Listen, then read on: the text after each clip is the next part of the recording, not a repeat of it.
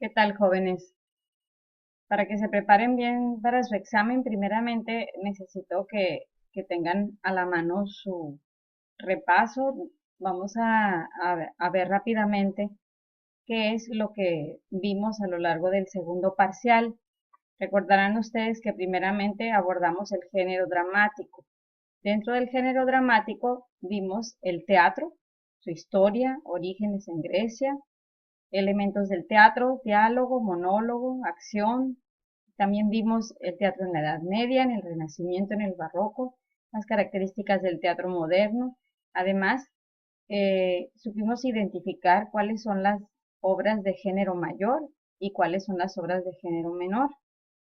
Clasificación de algunas obras. Recuerdan ustedes que hicieron un ejercicio en equipo en el que buscaban información suficiente acerca de varias obras. Bueno, yo seleccioné estas obras que están aquí como las más representativas. En el tema número 2 hablamos de los tipos de palabras por su significado y por su sonido. Abarcamos lo que son las palabras sinónimas, las palabras antónimas, las homófonas, las homógrafas y las parasintéticas. También vimos el tema del ensayo. Además, hicimos ensayos. Es importante que sepan definirme lo que es el ensayo, que sepan identificar las partes de un ensayo, que son la introducción, el desarrollo y la conclusión, que los sepan reconocer, que conozcan las características del ensayo argumentativo de 5 párrafos y dentro de ello que sepan lo que es la tesis, lo que es un argumento, el hecho y la opinión y la diferencia entre ellos. Por ejemplo, ¿qué diferencia hay entre un argumento y una opinión? El ensayo académico es el que vimos que lleva referencias, que lleva citas y que necesita forzosamente que hablen de datos y de estadísticas, datos confiables que son sacados de fuentes también fidedignas y que son buscadas en lugares confiables como por ejemplo el Google escolar, el Google académico. Lo que vienen siendo las referencias en APA, el formato correcto de los trabajos que se entregan por escrito, trabajos académicos, acuérdense. No estamos hablando de obras artísticas, estamos hablando de trabajos académicos. Lo más común es que sean ensayos académicos. Otro de los temas que abordamos fue el de la descripción. Recuerden que aprendimos a diferenciar entre lo que es la prosopografía, la etopeya, el retrato, el autorretrato, la caricatura, la topografía y la cronografía. El último de los temas que lo hemos visto, pero sobre todo lo han estado viendo ustedes con la práctica, ahora que están preparando su obra de teatro, es la que corresponde a la formación de una compañía de teatro. Es importante que conozcan el organigrama de su compañía, quién es el dramaturgo, quién escribió la obra que ustedes van a representar, es importante que lo conozcan. ¿Qué función desempeña cada uno de ustedes? ¿Qué es lo que hace un productor? ¿Qué es lo que hace el dramaturgo, el director, el asistente, el productor ejecutivo? ¿En qué consiste la iluminación, el sonido, el vestuario, maquillaje, utilería, escenografía? ¿Qué diferencia hay entre utilería y escenografía, por ejemplo? Bueno, en los siguientes videos ustedes van a encontrar una serie de apoyos que utilizamos en la clase, principalmente presentaciones en PowerPoint y en algunos casos pues les voy a referir para que se vayan a sus apuntes o se vayan a los trabajos que ustedes realizaron. Aquí del lado derecho en esta columna van a encontrar dónde estudiarlo. Eh, como siempre son las presentaciones, son los apuntes, los ejercicios que se han hecho, las tareas y en el único caso en donde estoy poniendo una página que es 100% confiable es el tipo de palabras por significado, es cuando vimos las palabras sinónimas, antónimas, etcétera, que incluso vimos esta página mientras repasábamos el tema. Así es que no se pierdan, chicos, esto es lo que hay que estudiar para su examen. Para el tema del tipo de palabras según su significado y sonido, recomiendo que se vengan a estudiar a esta página. Está muy completo, además que es un tema sumamente sencillo. Recordemos que es un sinónimo, lo que es un antónimo. Acuérdense que las palabras sinónimas son aquellas que tienen un significado parecido, significados asociados, y los antónimos son palabras que tienen significados contrarios. Por otro lado, se dice que una palabra es polisémica cuando tiene más de dos significados, es decir, poli significa variado y sema significa significado.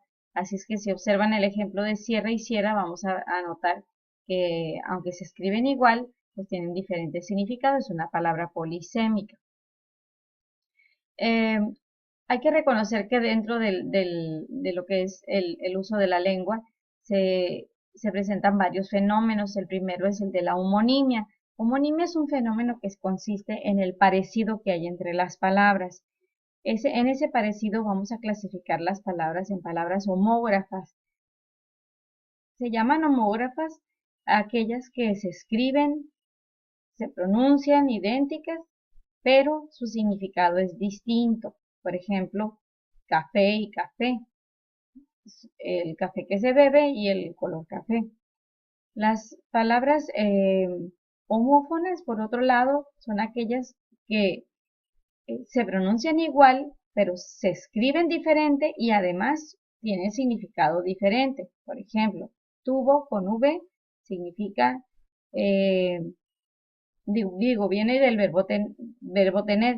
En cambio, tubo con B es un cilindro alargado que, por ejemplo, el que estamos viendo aquí en el ejemplo. Se dice que una palabra es parónima cuando no se escribe igual, no suena igual, no significa lo mismo y sin embargo hay un parecido en el sonido. Por ejemplo, si yo digo rápidamente adoptar y adaptar, de repente no sé si dije la una o la otra, o efecto, efecto, actitud, aptitud. Estas son palabras parónimas entre sí. Es importante que para afianzar bien este tema hagan estos ejercicios, son interactivos, y si quieren saber el resultado y cómo les fue, hacen clic aquí y les aparecerán las respuestas correctas. Así es que esta página, como ven, eh, es muy buena, es muy completa, les va a ayudar a estudiar. Otro tema que vimos fue el de la descripción. Recuerden que describir es como pintar con palabras. Existen descripciones que son objetivas, como las que hacen ustedes para los trabajos académicos, sobre todo de ciencias. Y la descripción subjetiva principalmente se utiliza en literatura, como cuando escribieron su cuento. Vamos a clasificar las descripciones en prosopografía, que habla de los rasgos físicos, aquellos que se perciben.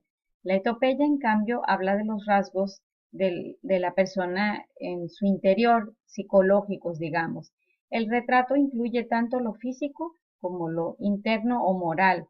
El autorretrato es la descripción que hace uno mismo acerca de su propia persona.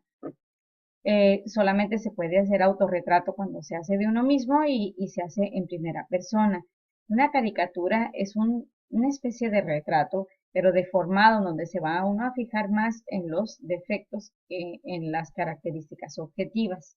Una caricatura nunca va a ser objetiva, siempre será subjetiva. La topografía se fija en la descripción de los lugares o de los paisajes, aquel sitio en donde se hace un experimento, aquel sitio en donde se lleva a cabo alguna narración. La cronografía retrata la época en donde sucede alguna historia o en donde sucede algún acontecimiento científico o tecnológico. En el examen yo principalmente voy a poner la des- eh, voy a poner el significado de cada una de ellas y pondré también algunos ejemplos. Así es que yo sugiero que se vayan y naveguen por esta presentación en PowerPoint que se llama de la descripción y que tienen en Blackboard, en donde van a encontrar algunos ejemplos.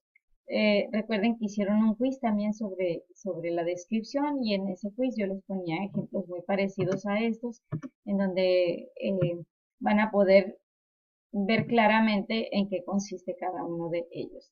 Esta es la dirección del quiz. que ustedes hicieron sobre la descripción, se los voy a volver a abrir como para que practiquen si ustedes lo requieren.